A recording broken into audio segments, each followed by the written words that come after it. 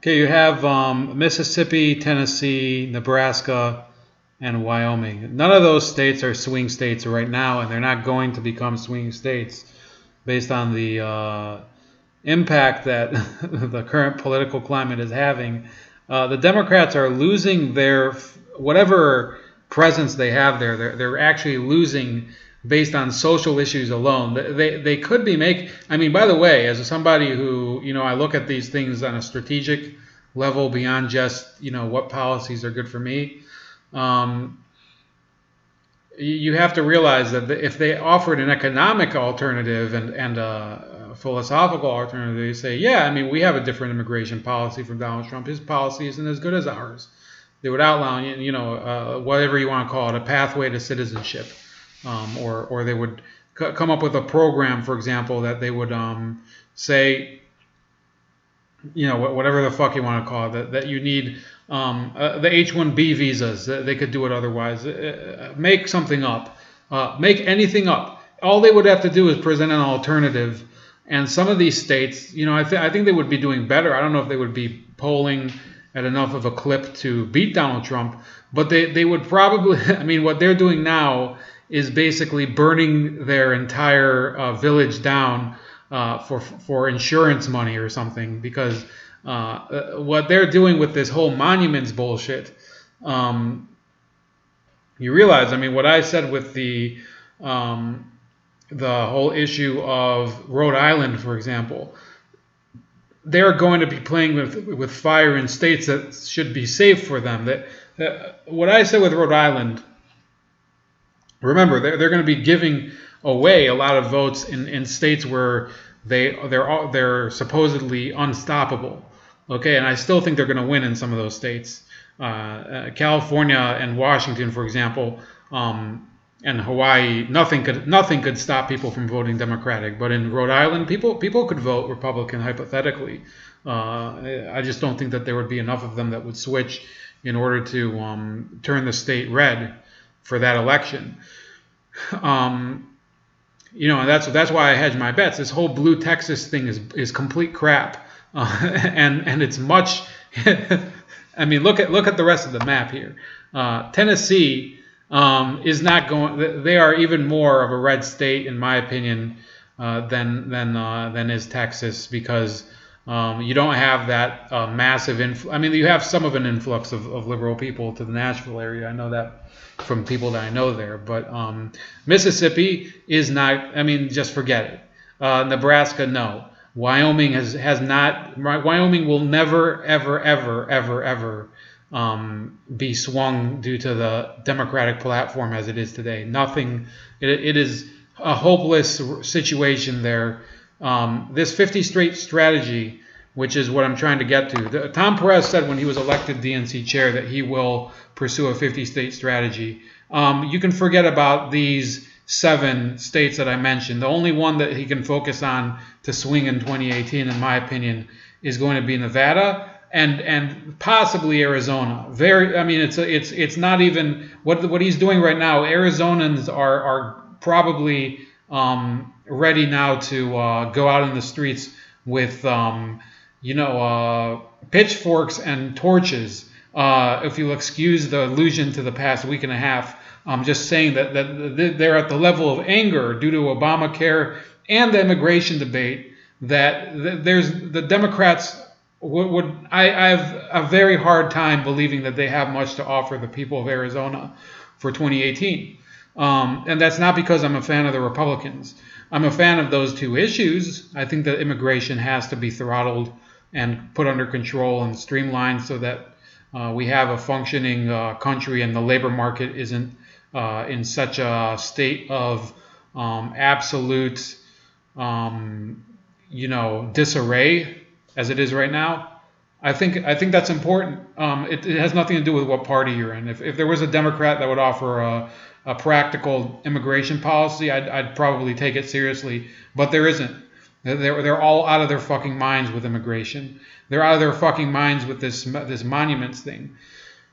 And this whole game that the media is playing, I've already stated, all these races in 2018 where they thought that they would gain Republican voters, they're not going to gain Republican voters this way in none of those states. Nevada, by the way, was very close to falling to Trump in 2016. Hillary Clinton probably pulled some old-style voodoo ballot magic to win that state. She won it by much less of a margin than Barack Obama did, and I believe that it's very possible that Trump will win Nevada in the future in 2020 if he would run. Now let's look at the swing Democratic states. You have Montana, which just voted in a man in I think it was May, Greg Gianforte, who assaulted a reporter the day before. They said, you know what, fuck it, we're going to vote for him, doesn't matter, we'll take him. And he was a Republican, and he beat actually a very interesting Democratic candidate and a progressive. And those that were saying, he actually closed the gap. The progressives are saying he closed the gap between 2016 when Trump won by double digits and 2017 when this Rob Quist guy closed the gap against Greg Gianforte. It doesn't matter because everybody knows that if less people, if the turnout is much less for a midterm election compared to a presidential election, then how much more so for a special election, which is, it's a special inconvenience for people.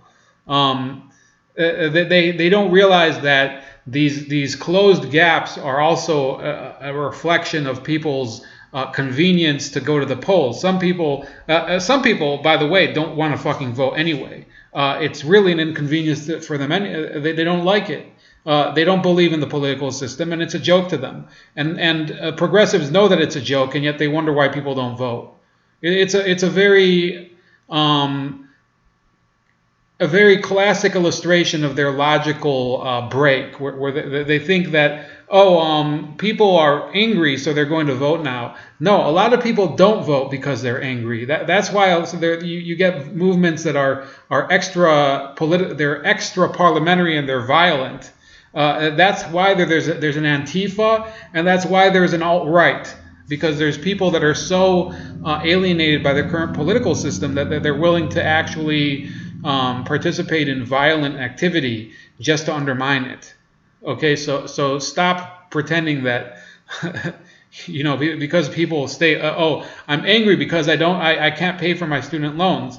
Well, just like they might not pay for those loans and default on them, they might actually be too dumb to go to the voting booth and vote for a candidate that promises to annul those student loans. I mean, it's possible. First of all, some of those people are probably flunking out of college anyway. And that's really, I mean, with Montana, they really thought that they had a chance, and they did not have a chance. If that guy had been running during the presidential election, he would have probably gotten 25% of the vote.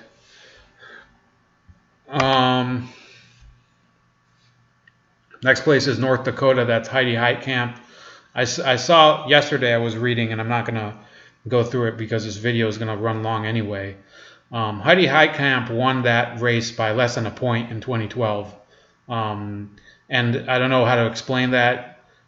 She probably, was able to campaign well amongst some of these voters who, they were looking for a little change. North Dakota is going to go red. You also have New Mexico. I think it's going to be rather close. I think New Mexico, even if it is a swing race, I think that it's possible that Martin Heinrich has a safe race here. That's yet to be seen. I'd have to really look at it when we get closer to the race. Now for the Midwest and some of this Great Lakes region. And yeah, I do consider Missouri, for the purposes of this, to be the Midwest, even though it kind of, it skirts the Great Plains. Missouri is they have Claire McCaskill, who is just a train wreck. I looked at the polls yesterday, comparing her to any other Republican candidates, and she's absolutely falling apart. And by the way, this Confederate monuments issue is going to make it much worse for her. First of all, because Missouri is one of those states that were, they were the border states of the Civil War. They didn't secede, but they were also a slave state. There's a lot of people that they do hold to that Confederate lineage. I don't know why. It doesn't make a ton of sense to me, but you know, you have to remember that Missouri, they went through the whole Ferguson deal that doomed their governor was a Democrat at the time. He's since been replaced. I mean, he was term limited. A Republican took that seat. There's only one statewide Democrat left there, and that's a common theme for some of these states.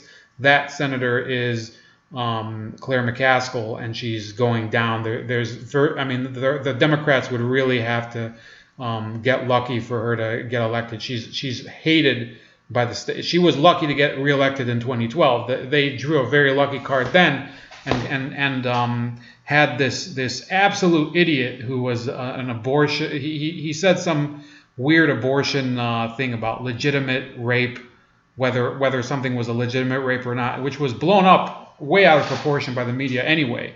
But it was a dumb statement, and he deserved to lose the race. This guy was obviously incompetent in terms of how to communicate with the public, and he lost, but justifiably. There's really no excuse that he could give.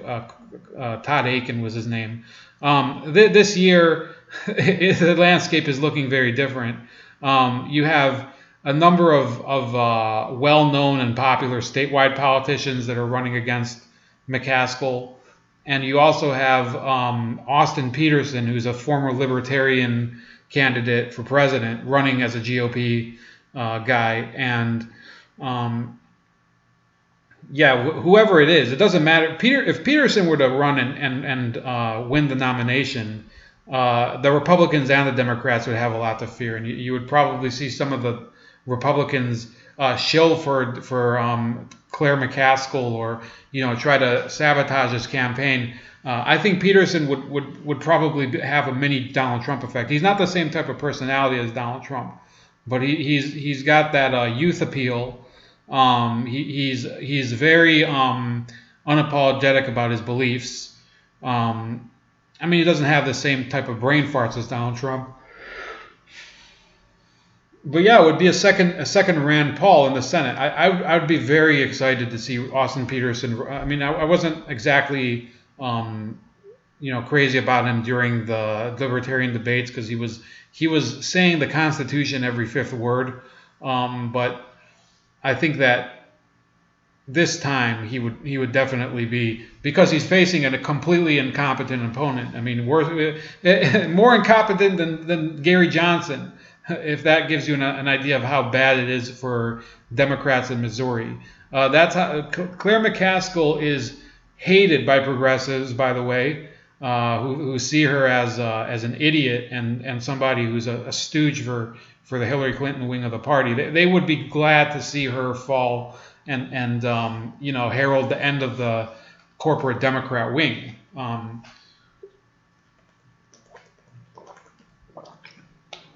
It's kind of sad that Democrats have to choose, realistically, in their nominations, they have to choose between bomb-throwing radicals and progressives, like what's going to happen in West Virginia, and corporate shills. That's who they have. They don't have real, real Democrats with vision anymore in the party. There is the progressive vision, so that's a real vision. I'm not going to take that away from them. But in Missouri, they are screwed if she continue, and she might actually retire, which would possibly make the race a little more winnable for the Democrats, because now incumbency is going to look bad for them in that case. With Claire McCaskill, they have no advantages. I actually looked at the polls yesterday. She loses against every other Republican, even people that probably work at CVS or at a Blockbuster Video. Yes, at people that work at a video store that's closed would probably defeat her. Okay, you have Indiana. That's Todd Donnelly. That's going to be a hard race for the Democrats to hold because you have Mike Pence, who's wildly popular there. He would probably be a huge asset. Whatever happens between now and then, it's going to be very difficult for the Democrats to hold that seat for Todd Donnelly. He's supported Obamacare. Obamacare is overwhelmingly unpopular in Indiana. And Pence would just he would just come in there and whoever is the candidate there would probably just coast for the Republicans. Todd Donnelly has his work cut out for him. Minnesota, let's go to Minnesota first before we get to the other ones. That's Amy Klobuchar. I don't know how popular or not popular she is over there. So that's a race I don't know whether to call close or not. I'd have to say that Minnesota would be one of the harder states for the Republicans to flip.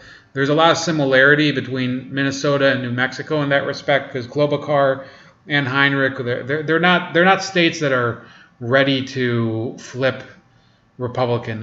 There are people that are going to be enraged at the Democrats, but not enough to flee to the Republicans. Although Minnesota, with the Somali terror and the Obamacare disaster, I think by 2020 will be willing to vote Republican in the presidential election, which would be an indication that the Democratic Party is on the verge of absolute collapse. Minnesota, by the way, was it has.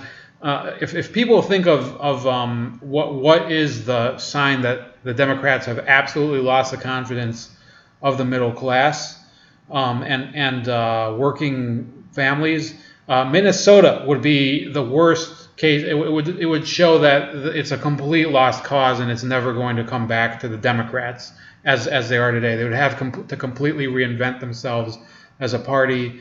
Minnesota is one of the it's ground zero for the organized labor movement in American history. Their state party is called the Democrat Farmer Labor Party.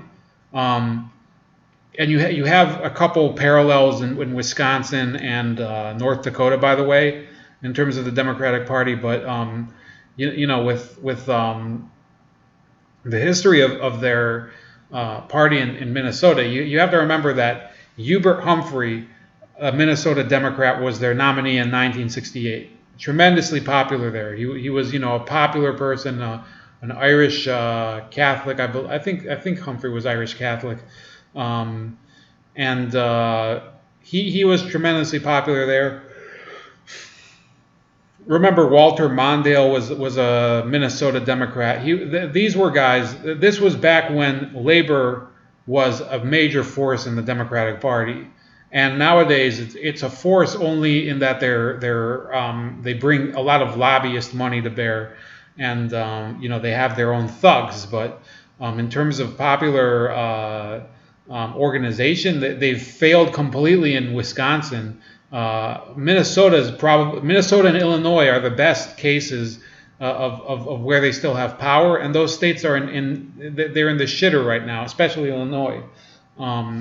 So no, I don't think that Minnesota is going to flip in the Senate for 2018 yet. I'd have to see some evidence to the contrary. Let's look at Wisconsin though. Okay, the Wisconsin race. This isn't her. Tammy Baldwin is obviously it's not her, although nowadays you can't know. But Tammy Baldwin, who's the only open lesbian serving in the Senate, she is the senator right now for Wisconsin, and this was November 2016, the 2016 election. Ron Johnson who was the incumbent, beat his old rival, the guy who he beat a few years earlier, Russ Feingold. He beat him by almost, about 3.5 points, by a larger margin than Trump won Wisconsin. And there's a general pattern here. We're going to lay it out. You can see gubernatorial elections 2014, just 2 years earlier, that you had Scott Walker, later to be a Republican candidate for president. Yeah, he won comfortably that time. And he's had to win 3 elections in order to stay in 8 years. He had to win a recall election, and he had to win two regular circuit elections in 2016. In 2010, 2012, which was a recall election, and 2014. So he had to win 3 elections in 4 years, and he won them all, rather comfortably, because people in Wisconsin are aware that this union pension money is basically turning their state into a shithole. Now with Amy, or not Amy Klobuchar, but Tammy Baldwin, it's not that much of an issue because no, she doesn't control those pensions or anything. But what I think that Wisconsin is going to hinge on is the issue of Obamacare. Whoever is the Republican nominee in Wisconsin is going to really have to take her to task for supporting Obamacare, and that's one of the states where I think it's going to come up to that. Now, just because, for example, myself, I think Obamacare should be the greatest issue for the entire country. But like I said, in some states, especially those states that are Republican held, no, it's going to be the monuments and immigration. Those are going to be the main issues. In some of the states like Indiana, it's going to be the monuments and it's going to be Obamacare. Indiana is also going to be an issue of jobs and regulations. So Trump is going to bring his jobs agenda, which, by the way, should earn him a lot of points in Wisconsin. Tammy Baldwin, sorry, and Amy Klobuchar, because it's yet to be seen what's going to happen in Minnesota. Those two senators are going to be shaking in their boots if Trump is able to go and campaign in their district, in their states, and say, look, I mean, we have this new factory, and we have that new factory, and we have that new initiative up here, and it's all thanks to these deals that I've been, organizing or whatever. They're gonna. And Scott Walker, a very friendly candidate to Trump, is gonna be still the governor of Wisconsin during that election. Yeah, they have a lot to fear, especially in Wisconsin. They may have something to worry about in Minnesota. If they were to lose Minnesota in 2018 and the Senate, I think they have a governorship, which we're not talking about today. Maybe one day we'll do governor offices, but that's a lot harder to know without a little more on the ground insight. And I think that I'd have to do them separately. Yeah, the Democrats are in deep shit in Wisconsin next year. The current polls don't really reflect reality, obviously. Except, I mean, in Missouri, I would make a huge exception because Claire McCaskill is incredibly unpopular. Just like I've been saying, Chris Christie, the Republican governor of New Jersey, incredibly unpopular. Whoever's going to run as the Republican nominee this year for governor there is really in a deep bind for being in any way associated with Chris Christie. The man is an embarrassment. And Claire McCaskill is an embarrassment to Missouri. You could have embarrassments for both parties wherever you are. Now we're going to talk about Michigan, Ohio, and West Virginia, and Pennsylvania, and Virginia, and Florida, okay? Let's start with West Virginia. West Virginia is going to be Joe Manchin. He's supposedly one of the weaker Democrats because there's so many Democrats that are becoming Republicans in his state. And this monuments thing is going to be a huge... It's going to really drive the Democrats nuts over there. Joe Manchin is going to have a hard time winning his. It's going to be a real question how the nomination is going to go there. He's going to have to reach out to traditional Democrats and say to them, if I don't get nominated, we lose the party entirely, and you're going to be run by a bunch of tree-hugging Fruit Loops. And that's the way that he could win the nomination. Unfortunately, it might still not win him the race for the Senate because a lot of those progressives will dump him in order to vote for a Green Party candidate a lot of conservatives already have dumped him and will, likely vote for the Republican. And Joe Manchin is going to be a very interesting case in that election. He's not afraid to tell people to go fuck themselves. And it's going to be an interesting case. I think he's not that good of a senator, but there's much worse. I mean, there's Claire McCaskill, who is just an idiot. This is going to be a crazy, crazy election in West Virginia, and the defection of the Republican governor. Or the Democrat to the Republicans. His name was Jim Justice, who I think he happens to have been a friend of Joe Manchin. Yeah, Jim Justice's defection makes it harder for Joe Manchin because it looks like a lot of these moderate Democrats, even though to some extent it's a con. Jim Justice he was only a Democrat for like 2 years. He'd previously been a Republican. He went over and jumped to the Democrats because in some respects people vote Democrat out of habit, but that's like after Donald Trump just destroyed Hillary Clinton in 2016. Some of these Democrats in Virginia are like, well, why even run as a Democrat here? We don't have any like Democrat policies at all here, except that we're maybe pro-labor. That's it. Everything else is, and we're pro-coal, we're often anti-abortion. There's the Democratic Party in West Virginia doesn't mean anything. It's basically it's like there's the club that they serve the butter on the toast side up, and then there's the one that is side down. I forgot. I think that's like a Dr. Seuss analogy. It's the same. They're both full of it. They're completely phony. The Republican senator for West Virginia is also an idiot, a moron, Capito. She was one of those hard holdouts on the Republican side for Obamacare, and it took like basically wrestling her like some sort of boa constrictor to get her to vote against Obamacare. I think West Virginia, it's becoming a heavily red state, and it's going to be very hard for Joe Manchin to win. Although it's not as bad as Missouri and North Dakota and Montana. Those guys, those three are in hugely deep shit, just like the other two that I'm about to go into. You have Michigan, where Kid Rock is running against Debbie Stabenow. That's a questionable race. I do think that Kid Rock is going to make this race very hard for the Democrats to make a serious run at, because they're going to be concentrating all the time on how to smear a guy who's, he's a cultural, he just likes the bad boy image anyway. It's a very similar effect to the Donald Trump effect.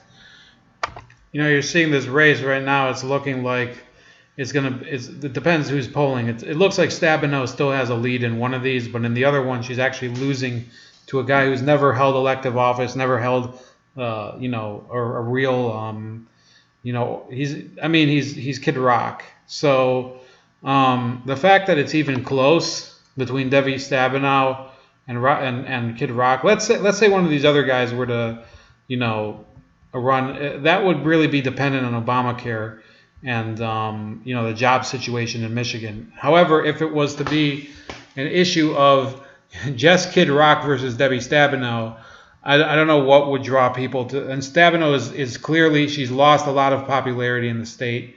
She won the race by a massive margin years before in 2012.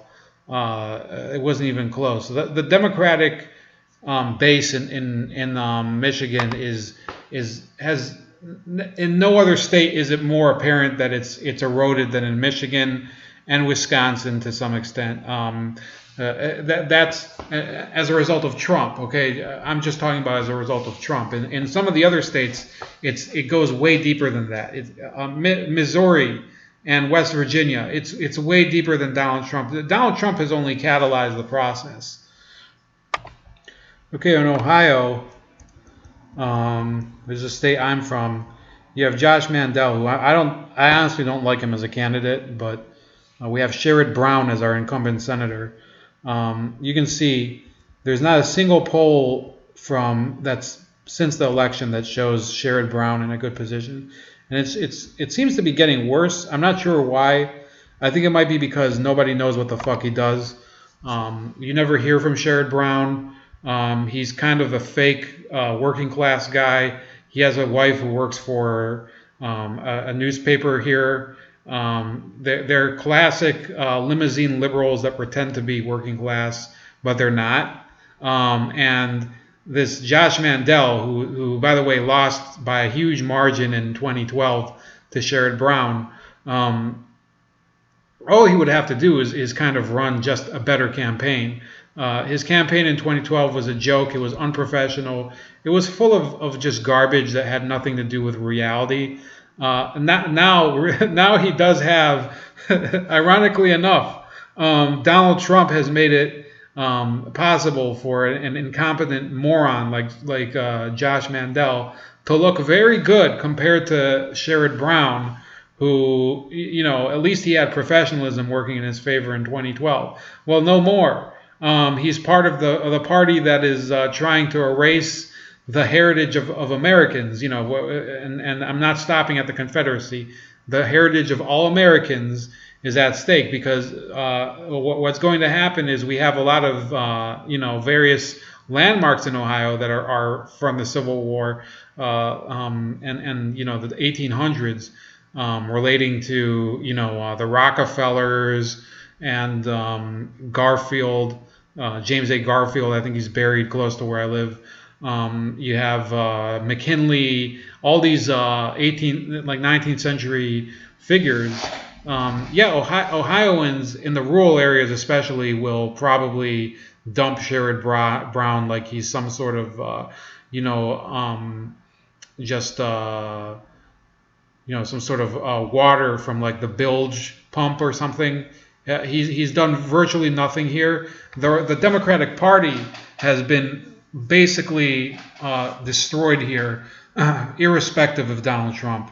By the way, we have a governor who's an incompetent moron here, done virtually nothing of importance. He had a right to work bill that he passed and got just smacked by the unions in 2011, I want to say.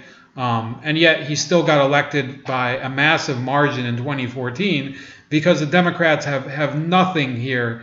They literally are a joke. Their candidate here in 2014 for governor was a certain guy named Ed Fitzgerald, who he was famous for not signing any document where the G in Fitzgerald wasn't capitalized.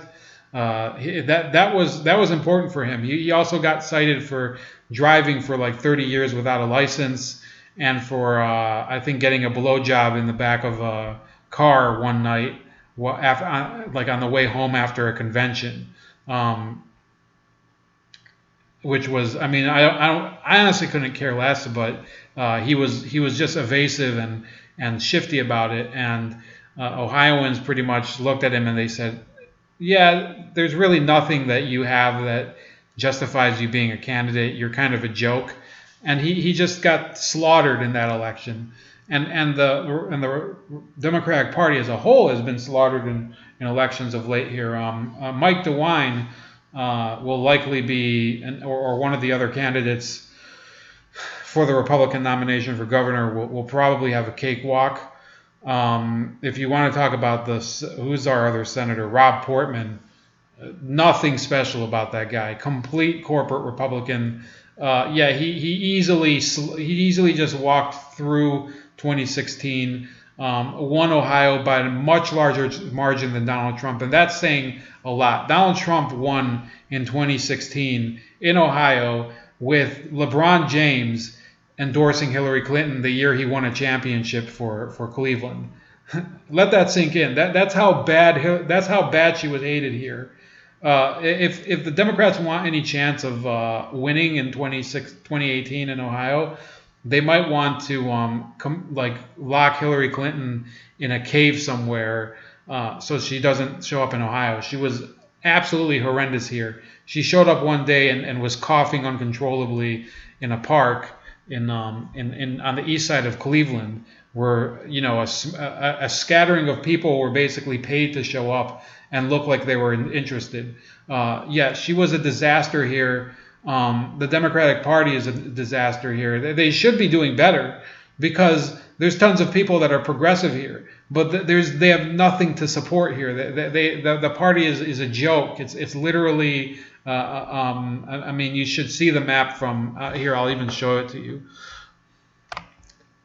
I didn't see this, but if you look at the photo, I mean, I want you to see the expression on my face because the photo actually encapsulates this Ed Fitzgerald clown in 2014. He got 33% of the. Look at this. He got 2 counties.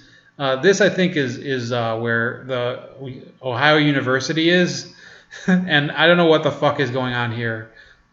Maybe some people got a few envelopes full of money or something because I don't know. I think this is a Steubenville area, which is maybe a little more heavily unionized, but other than that, even Columbus and Cleveland, this is Cuyahoga County. He didn't even win his own district in Lakewood, which is one of the most liberal suburbs of the entire country. Cincinnati typically votes Republican sometimes. It's a swing district. Yeah, he got destroyed. One of the worst gubernatorial candidates in history. I'm surprised. I mean, he even made it to election day, and he's.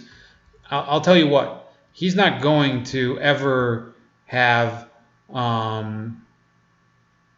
He's never going to have a career after this. Now he's the symbol of this party's. Just their incompetence. I mean, Kasich won 62%, and you had. Well, hold on. Let me see the results here. Yeah, we had a Green Party candidate. She won 3%. That's how bad it was. A Democrat lost, and he didn't even win. Well, I mean, I guess he won a third of the vote, which is better than a quarter of the vote. I mean, what can you say that's positive about this? And remember, I mean, Democrats. They won Ohio twice during the Obama years under Obama. That was it. Every other time they just fell apart like like a paper boat in a fucking flood. That's how bad they are here. Okay, next we're gonna go to Pennsylvania. Okay, the candidate in Pennsylvania is Bob Casey. He's a lot more of a stable and formidable opponent than Sherrod Brown of Ohio is. And he's a fixture in the state. His dad was, I think, it says he was. One second. Okay, his dad was governor of Pennsylvania. And yeah, I think that Casey can win. I don't know if he's going to win, but I think he definitely has a good shot to. Even with Donald Trump winning Pennsylvania in 2016, I would say that Pennsylvania still leans Democratic for Bob Casey. It will be a little harder for him to win because I think a lot of people are not going to appreciate the way that the current Democratic Party is moving. But he can probably distinguish himself from them in some way. It depends how. I don't know how he's going to do that during the next year and a half without openly supporting a couple of Donald Trump's policies or separating himself from the rest of the Democrats. But it's not to say that it can't happen. One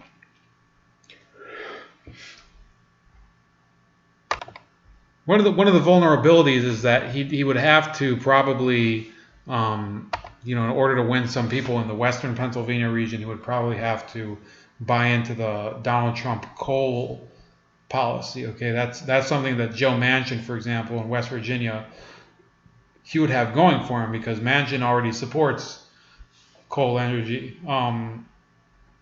which is a subject that I'm a little on the fence about. I think coal energy could, I'm not going to say you shouldn't mine coal, but I don't see why we have to really put it at the forefront. I mean, just let industries pick whatever energy source they want. I mean, that's my opinion. Why force something upon them, or why deny them coal? I mean, coal energy, I think, is not preferable. I'm just going to say that. I think that there's other sources of energy I would prefer people to use besides coal. That being said, if there are certain industries that are able, and it is possible to do clean coal is kind of an exaggeration, but it's possible to burn coal with less pollutants. It's not clean exactly. It's really you're playing politics of a high order there. But yeah, in Pennsylvania, if you vote in favor of coal, then and the coal industry, then sure you can win. I think you could win, and that's just me being honest. I don't know if he's gonna win. I think Pennsylvanians are not that they're not that riled up about him. Yeah, Ohioans are probably much less likely to support Sherrod Brown, who is a deeply die-in-the-wool liberal, as opposed to this Bob Casey could probably have plenty of wiggle room either way. I mean, he's from the industrial heartland of Scranton, and that he could probably go and say, fuck the rest of the Democratic Party. I'm gonna sell my soul to rock and coal, if you want to use the name of that Black Sabbath album. So okay, you have Tim Kaine. He's going to be the candidate, very likely for. He's going to be the candidate for Senate re-election in 2018 in Virginia. A couple important things to note. Yeah, Tim Kaine. He was the vice presidential nominee in 2016. He looked like an incompetent moron in 2016. Expect the Republicans to really play hardball on this. If first of all, okay, we do have polling from now, and Tim Kaine looks like he would probably win. What has not happened is that the Republicans haven't gone in hard and attacked him, which they are going to do. They would not miss a chance to knock off the vice presidential nominee from 2016. It was a similar approach that they took, I think, in 2002 when they knocked off Tom Daschle, the Senate Majority Leader, the Democrat. They beat him, and it was a tremendous loss of face for the Democratic Party. They looked like they'd been running the whole time on the idea that Bush is so unpopular that and he couldn't win the popular vote, and behold, their Senate Majority Leader loses his election, and I think also they lost Dick Gephardt in the House. They lost both houses of Congress in 2002 to a Republican incumbent, and this time they might actually lose more. I'm predicting, by the way, if you haven't noticed, that the Republican majority in the Senate is going to increase. It's just a question of how much, and we're about to get to that. So yeah, Tim Kaine. He's going to be probably running against this Corey Stewart guy. That's going to be a very interesting election. I think this Corey Stewart is going to have to play. And if you saw Tim Kaine in his debate against Mike Pence, it was a disaster. It was one of the worst performances I've seen in a debate. And their vice presidential debate is supposed to be a little more collegial. No, it was an embarrassment to Tim Kaine and Hillary Clinton and the Democrats, and they should be ashamed that they ever allowed him to get near a microphone. And Tim Kaine is a corporate whore, and progressives aren't going to support him. Doesn't matter what's going to happen. And the Charlottesville events are going to make it much harder for him to appeal to people in the Republican-leaning districts of Virginia, the people that were fine with Robert E. Lee statues being up. Who's he going to be appealing to? He's going to be appealing to the same federal employees in the border districts of the North, the Northern Virginia, Fairfax County, Alexandria, and all that. I think what's the name of that other county? It's like Prince George's County, I think, is in Maryland. But all those border areas. Maybe it's Prince William County. I forgot. But yeah, he is going to have a very tough race in 2018 against whoever is going to come, and not for nothing. It's not just his fault. I mean, the Republicans will have a bullseye in his back in terms of trying to knock him out ahead of anybody else. He's an incredibly unpopular person nationally.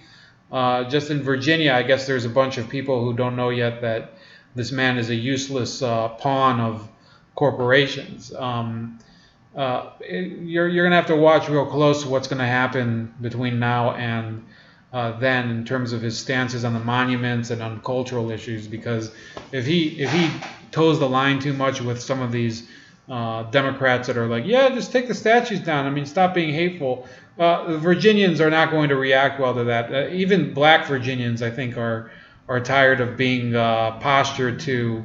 I watched the Anthony Logan show. Yeah, there's plenty of Virginians that are going to, black Virginians too, that are going to say, you've offered us virtually nothing, and you're basically giving us shit even today. Yeah, so the last race is Florida. That's Bill Nelson, probably against the current governor, Rick Scott. That's going to be a hard race to predict. Florida has a number of racial issues that people don't account for, because you do have some issues of who is going to be, first of all, the Democratic nominee is in all likelihood Bill Nelson, but there are people that would say, for example, there's this Tamika Lyles and whatever. People don't realize that in some cities like Tampa, and especially northern Florida, where there is a larger black population, the idea, I mean, remember, yesterday there were 2 police officers murdered in Kissimmee, Florida, in the Orlando area. There was the Orlando shooting, the nightclub shooting.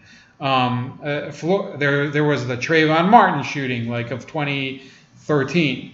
There are a lot of violence issues in Florida that will push voters in either ways, and so it might push black voters towards a Democrat, hypothetically, but it could push them towards the Republican, depending on which way they're swinging.